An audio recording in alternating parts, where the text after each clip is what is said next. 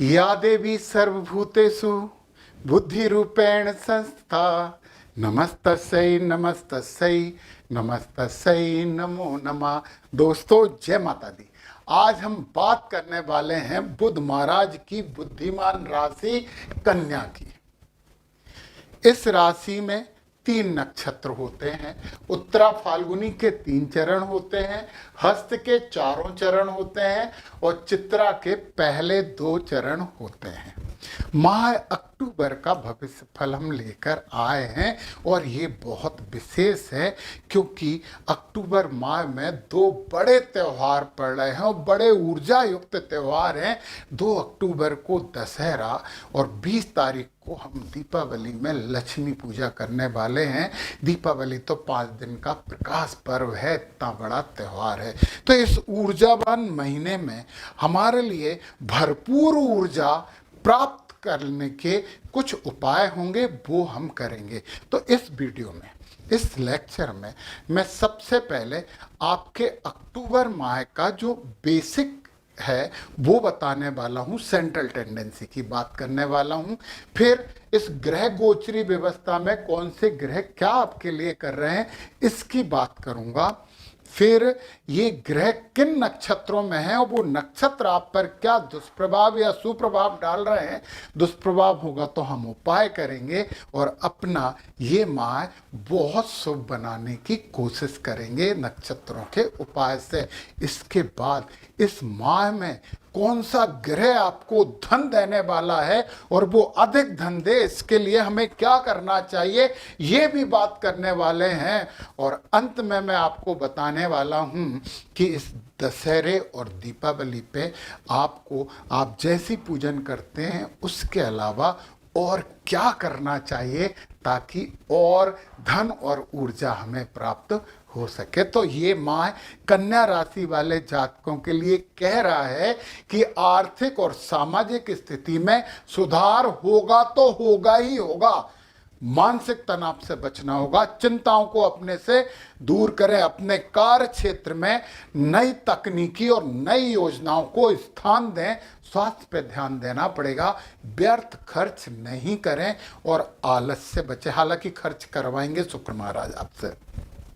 तो बुधवार के दिन हरे रंग के वस्त्र पहने, गणेश जी को मोदक अर्पित करें तो बहुत अच्छा होगा। अब हम अलग अलग आपकी कुंडली के ग्रह की बात करने वाले हैं। तो देखिए, आपके लग्न में ही सूर्य और बुध बैठे हैं। बुध स्वग्रही हैं, यहाँ पे कन्या राशि में बैठे हैं तो बुद्धिमत्ता भरपूर होगी इस दौरान। परंतु सूर्य महाराज अहंकार उत्पन्न करेंगे, अहंकार से तो बचना होगा। सूर्य महाराज आपसे दादागिरी करवाने की बोलेंगे कि यार तुम्हारी सुनना चाहिए उसे, तुम नहीं सुनोगे, ऐसे में नुकसान हो जाएगा। जो क्षमतावान है उसकी आपको सुनना चाहिए।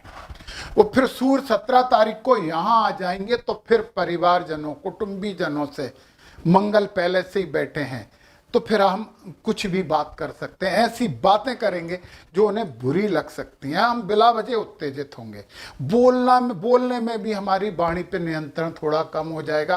परंतु यार बुध महाराज की राशि के जातकों हो, कर लो इस पे कंट्रोल। थोड़ा सा ध्यान योग करना, सूर्य भगवान को जल चढ़ाओ, हनुमान जी की आराधना करते रहो, बहुत अच्छा होगा। मंगल यहाँ पे रहने वाले हैं 27 तारीख तक। 28 को मंगल यहाँ आ जाएंगे, 27 को ही आ जाएंगे। ये मंगल का सबसे अच्छा घर होता है, बहुत पराक्रमी बनाने वाला। 27 अक्टूबर के बाद आगे तो आप बहुत बड़े योद्धा बन जाएंगे। पराक्रमी योद्धा का मतलब युद्ध से नहीं है मेरा। यहाँ बुध महाराज की राशि के जातक यहाँ से युद्ध लड़ते हैं तो आप योद्धा बन जाओगे।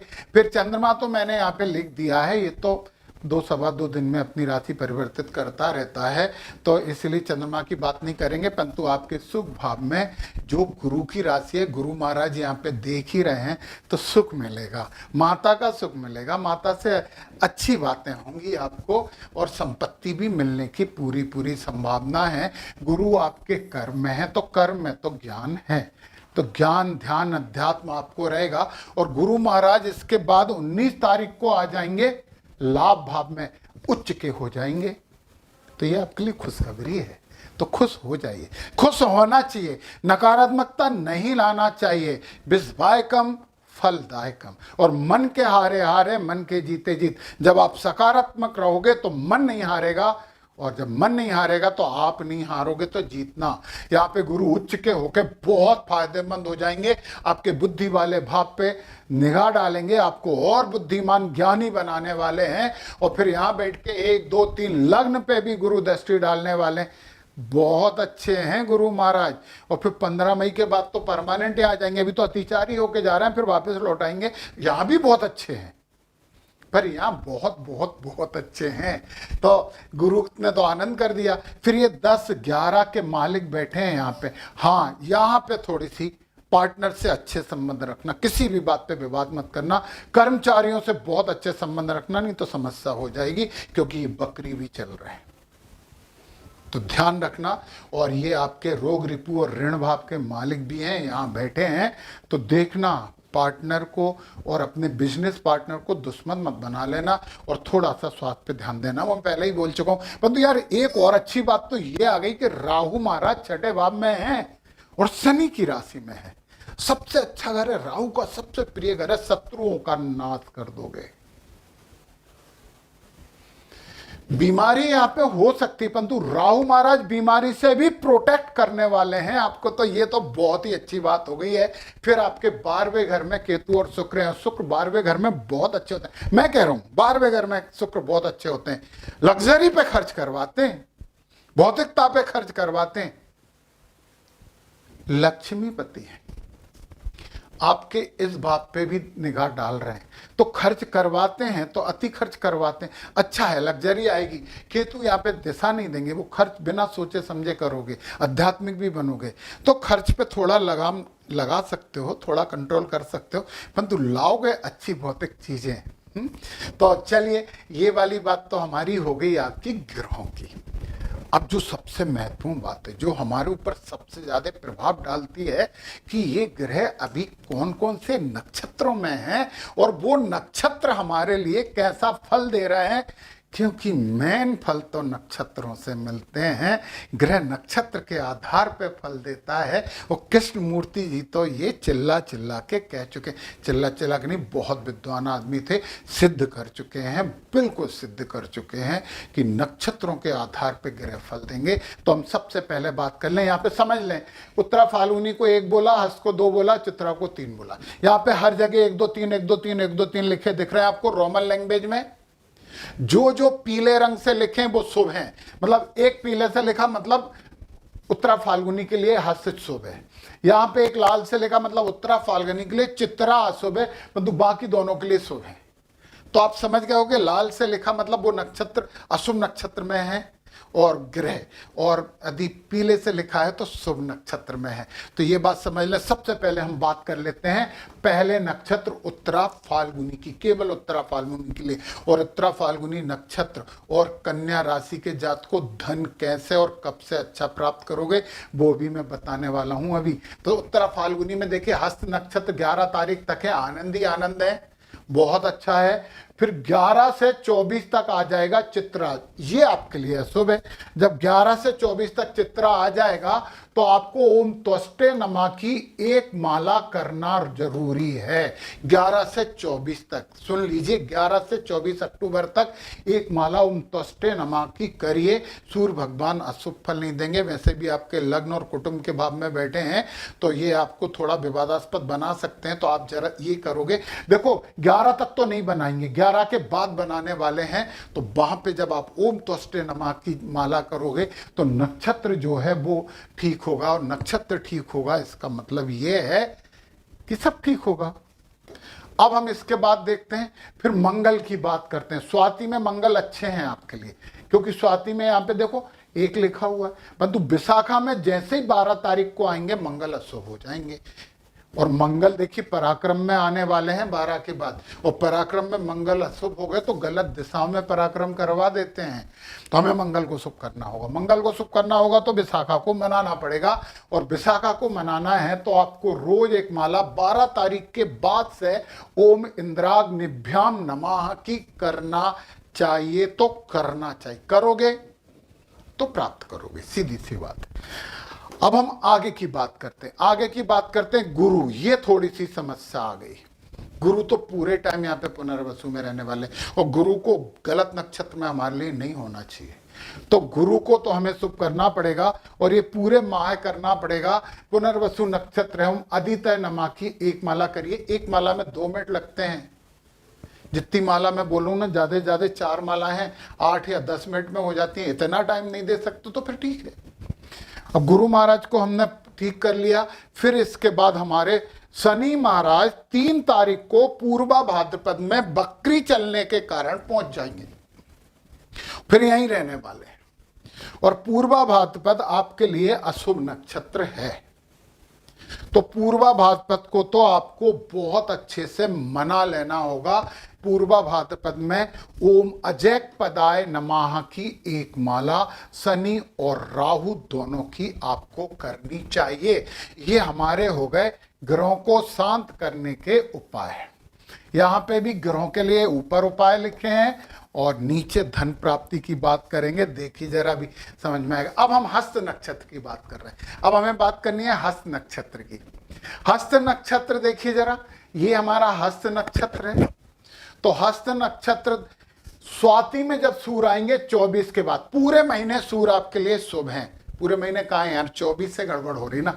24 में जैसे ही स्वाति में आएंगे तो हस्त नक्षत्र, सेकंड लाल से लिखा ना, हस्त नक्षत्र अशुभ हो जाएंगे। तो 24 के बाद आपको यहाँ पे स्वाति का इलाज कर लेना चाहिए।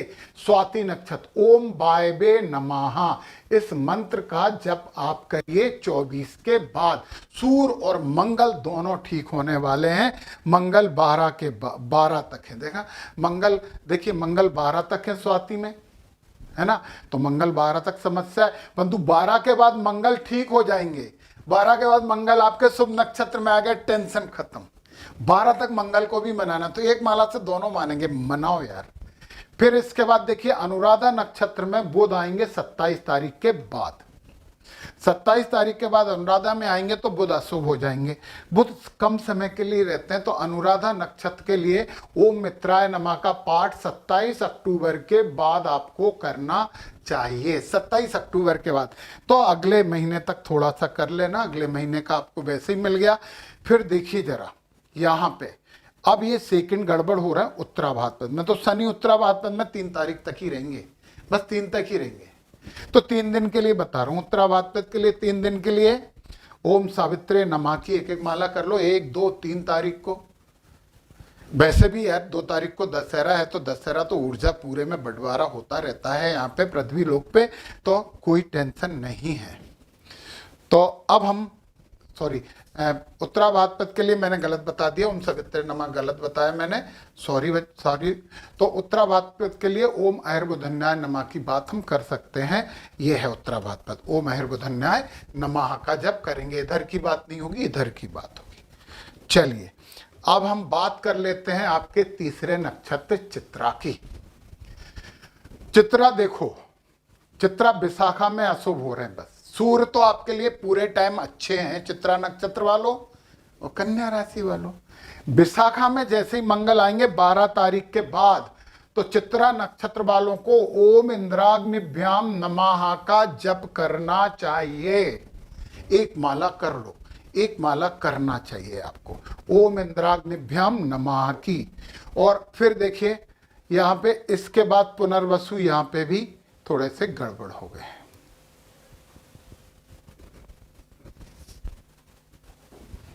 देखिए जरा, पुनर्वसु गड़बड़ हो गए हैं, तो पुनर्वसु के लिए अपन क्या करेंगे, पुनर्वसु के लिए ओम आदित्य नमः का जप करते रहेंगे।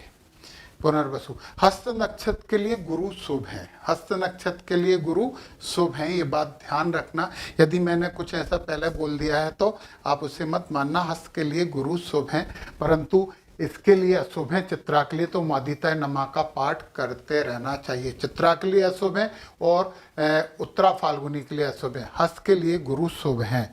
अब हम आगे की बात करते हैं। फिर कहाँ पे, फिर उत्तरा भाद्रपद में ये 3 दिन तक के लिए है, 1, 2, 3 के लिए भी ये उत्तरा भाद्रपद आपके लिए अशुभ है। तो उत्तरा भाद्रपद में ओम अहिर्बुधन्याय नमः का जप आपको करना चाहिए। अब वो इम्पोर्टेंट बात, वो महत्वपूर्ण बात कि धन कौन सा ग्रह इस समय देने वाला है और कब तक देने वाला है, और ज्यादा धन दे उसके लिए क्या करने वाले हैं। तो देखिए, आप सूर्य हस्त नक्षत्र में हैं तो आपका संपत नक्षत्र है, ये संपत्ति दाता है। तो इस महीने 11 तारीख तक सूर्य आपको धनदायक ग्रह हैं, और सूर्य आपके व्यक्तित्व में बैठे हैं, आपके कुटुंब में बैठे हैं, और सूर्य का मतलब होता है प्रशासनिक लोग, वो सब धनदायक हैं 11 तारीख तक। और ज्यादा धन आपको प्राप्त हो, इसके लिए आप 11 तारीख तक ओम सवित्रे नमः का जप करिए। 11 तक सूर्य धनदायक है, जितना सवित्रे नमः का जप करोगे उतना ज्यादा धन प्राप्त होगा। ये उत्तरा फाल्गुनी के लिए बताया मैंने। अब मैं हस्त की बात कर रहा हूं। हस्त के लिए चित्रा नक्षत्र संपत नक्षत्र है, संपत्ति देने वाला नक्षत्र है, और सूर्य यहाँ पे 11 से 24 तक है। तो 11 से 24 तक आपको सूर्य भगवान धन देने वाले हैं, और आपको और धन चाहिए तो ओम त्वष्टे नमः का आप 11 से 24 तक नियमित रूप से जप करते रहोगे तो निश्चित ही धन आपको अधिक प्राप्त होगा, निश्चित ही धन आपको अधिक प्राप्त होगा। अब हम बात करते हैं आपके चित्रा नक्षत्र वाले की। चित्रा नक्षत्र में स्वाति संपत नक्षत्र है, और सूर्य ही धनदायक हैं, तीनों को सूर्य धनदायक हैं, परंतु यहां स्वाति नक्षत्र धनदायक हैं। तो चित्रा नक्षत्र वालों को क्या करना चाहिए? ओम वायवे नमः का जप करना चाहिए। चित्रा नक्षत्र वाले ओम वायवे नमः का जप करेंगे तो बहुत फायदा होगा। तो एक बात तो आपको बहुत अच्छे से समझ में आ गई कि इस महीने जो धन देने वाले हैं वो सूर्य हैं। एक और महत्वपूर्ण बात बता दूं, सूर्य की राशि यहाँ 12वें भाव में आ रही है, वह भाव में आ रही है, परंतु आपको धन दे रहे हैं, तो विदेशों से धन दिलवा सकते हैं। या शुक्र बैठे हैं ना, शुक्र बैठे हैं तो अच्छा है, तो सूर्य भगवान आपको धन देंगे। तो इस महीने जो भी धनदायक ग्रह हैं वो सूर्य हैं। सूर्य को मनाओ, रोज सुबह सुबह सूर्य को जल दो, लाल फूल मिलाओ, आदित्य हृदय स्तोत्र का पाठ करो तो बहुत शुभ होगा और बहुत लाभ प्राप्त करेंगे। जय माता दी।